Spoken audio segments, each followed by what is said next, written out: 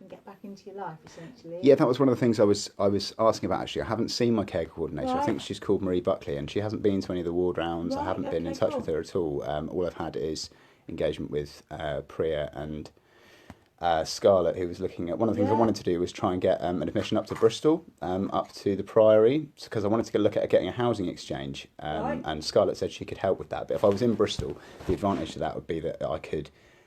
The way it works is you go on a website, you say, I've got a social housing property, and you get some swap, but you have to go and view the property. So if I was in Bristol, I'd be able to really easily view properties, Right.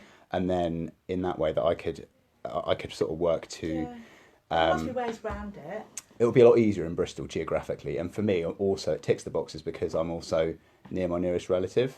So you know, being near Connor and also near properties that I can see would be really, really good for me. So and also it frees I up. don't think, to be honest, I don't think you need to be in hospital to the degree where we would be looking at transferring you. I think Well, we're looking at discharging you. Rescinding the section is... We're looking at discharging you, really, not kind of thinking about long-term stay. Yeah, I understand. Once I'm informal, then I can be, it's not like I'm being detained at the premises. Yeah. But yeah, once we've got that sorted, it'd be really, really good. But obviously, there's been quite a lot of major errors. Like, the scrutiny papers not being there is a really big deal. And you can say that you don't want to talk about it. I'm not going to talk about that now because I want to focus on who do you think I should talk to about it? So if you want to talk about like things that you think have been wrong with your paperwork, with your care, whatever, you can take that and you can run with it. You can get maybe a solicitor to help you. You can get whatever you need to do. Well, I mean, I'm addressing you as the ward manager, basically. No, I'm not gonna discuss that because I want to focus on moving forward.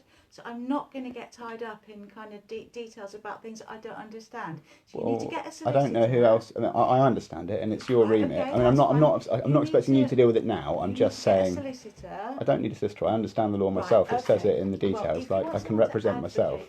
I don't need an advocate. I understand the law well, and I've been informed. I've spoke with your MHA, and they've informed me that the section was not lawful, basically, which is what should have happened. This is what should have happened then on September the 4th. To be honest, I want to talk about moving forward. Yeah, I appreciate you don't want to talk about it, and like when I say I don't want to talk about it, what I mean as the ward manager, it is kind of within your remit, but I don't think it's productive.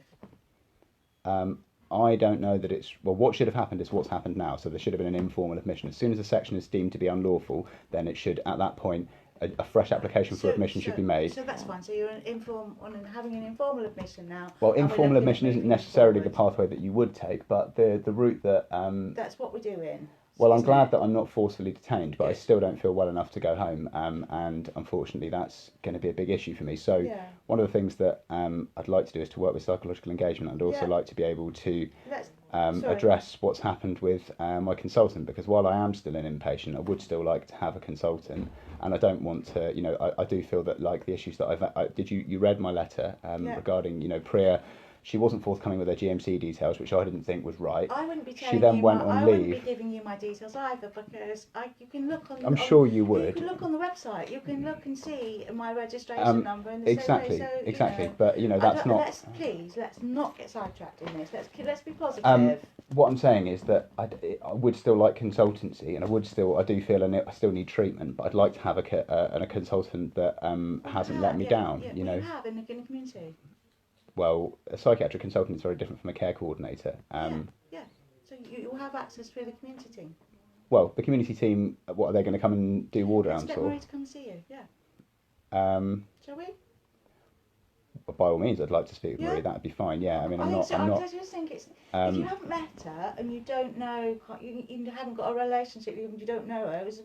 It's not very good to, you need to kind of at least meet and get some sense of what's going to happen, don't you? Well, I think that, I did meet with her once, and I thought that she was very unprofessional, to be honest with you. I had quite a lot of problems with her because when I was in Signet Taunton, I was there for quite a protracted period, and what I found there was that there was she basically didn't attend the 177 discharge meetings, and we got told that there was nobody that was able to do that because my care coordinator wasn't available for 4 weeks.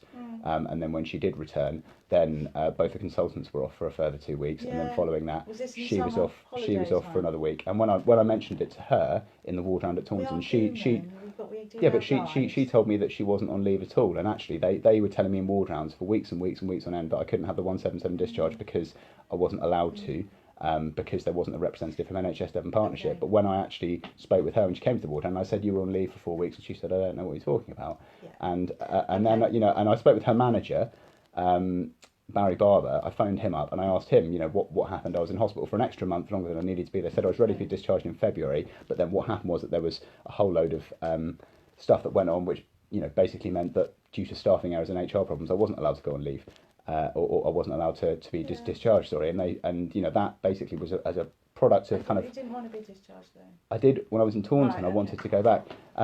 Anyway, what I'm saying is that she didn't do a great job last time, and there seemed to be some workflow errors with when I spoke with her line manager, he didn't seem to be able to account for it. I don't know what you mean. Well, I phoned up Barry Barber and I spoke with him. Yeah, I don't know what workflow is. I don't know what. Well, what I mean is that she was on leave and no one.